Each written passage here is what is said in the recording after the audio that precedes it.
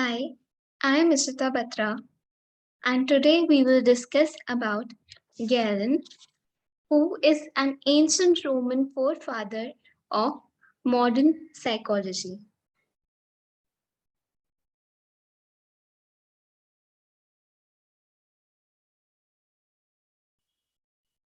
Who was Galen? So, this is a brief history about Galen, his childhood, and his educational accomplishments.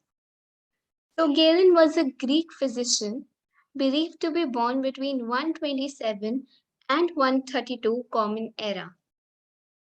So he was fortunate enough to be born into a wealthy family that believed education was very important. From this statement, we make out that Galen was thoroughly educated in his childhood, and his most important teacher was his father. So Galen was a pioneer of anatomy and is widely considered to be one of the most important physicians of all the times. Galen's young adult years. Galen of Pergamum was a Greek speaking physician, surgeon, and a philosopher in the Roman Empire who was a massively influential figure in the history of medicine. So it's very obvious that Galen was Greek speaking because he was born in Greece, born in the Roman Empire.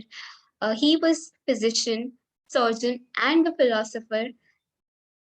And today we will see that how was he as a psychologist. Galen was a physician to the Roman Emperor Marcus Aurelius and Commodus. So these Roman emperors are very famous, Marcus Aurelius and Commodus, and Galen served as a physician, which means as a doctor to both of these Roman emperors. He created a powerful medical system that dominated Western medical thinking for 1,000 years. So he he was he did a lot of research on medicine, and his system dominated the entire Western medical thinking for the next 1,000 years, which means that all the new researches were based on what Galen already had done for at least 1,000 years.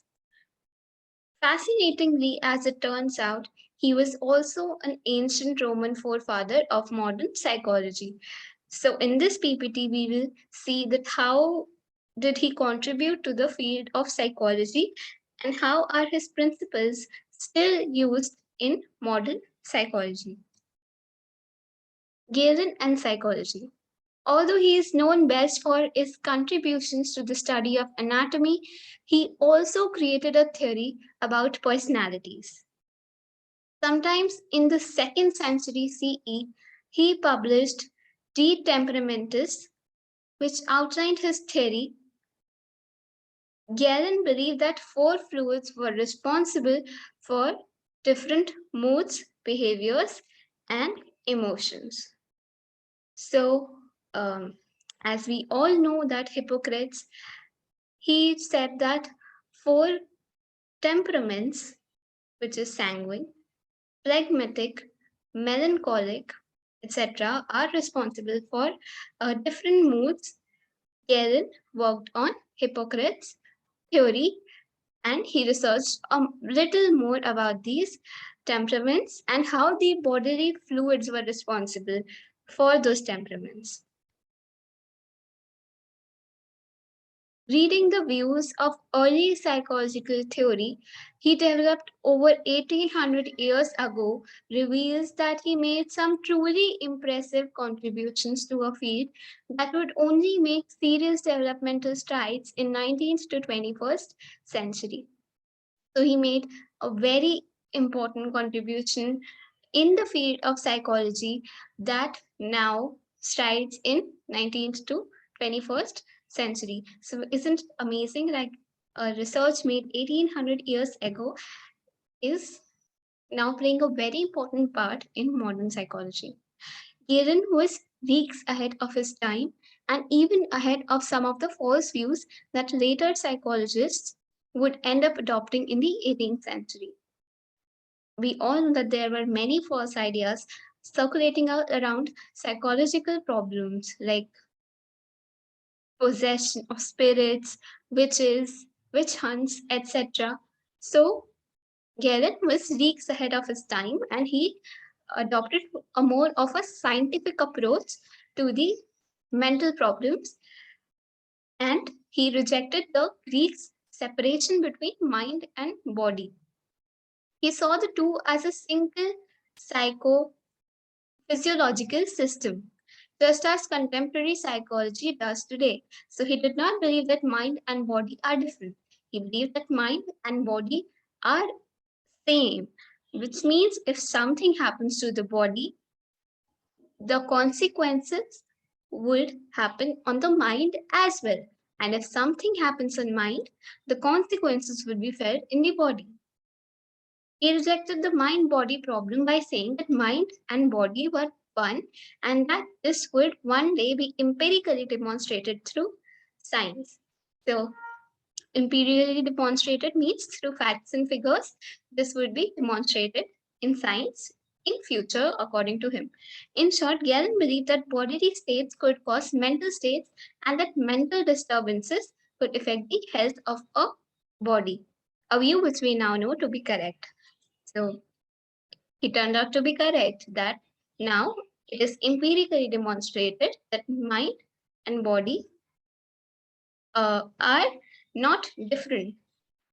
And whatever happens to mental states is observed on the bodily states as well. Applying this theoretical view to clinical practice, Galen was a very early advocate of holistic medicine that combined psychosocial support with physical medical interventions.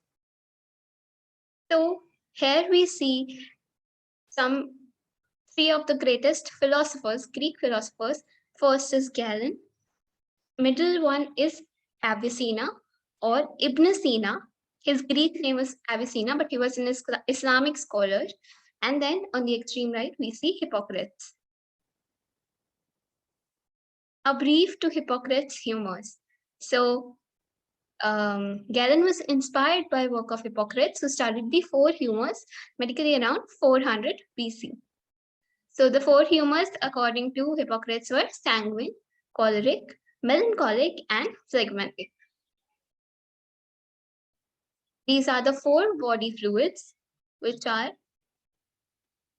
given by Galen: blood, yellow bile, black bile, and phlegm. So blood is related to the sanguine temperament, which means that people who have excess of this humor are found to be courageous, hopeful, and like similarly, the people who have yellow bile in excess have choleric temperament. They are short-tempered and ambitious.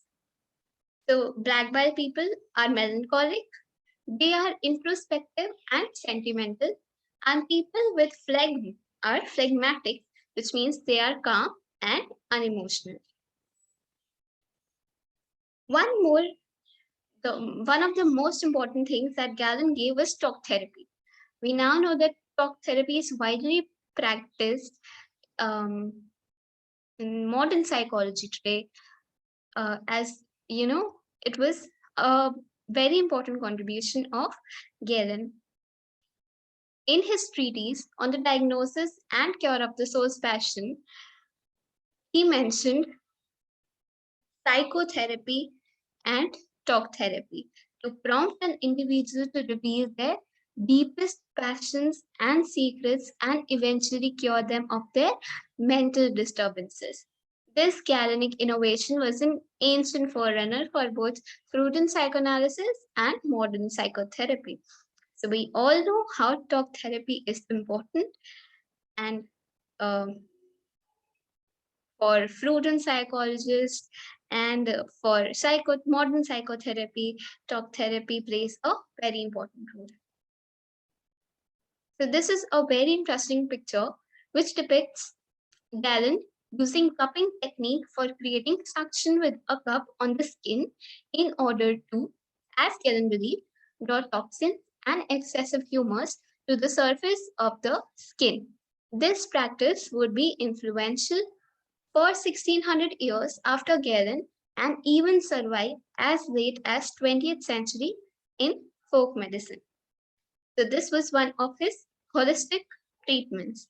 As we know that Galen believed in holistic treatments more than medicine. So thank you for watching. These are some of the references.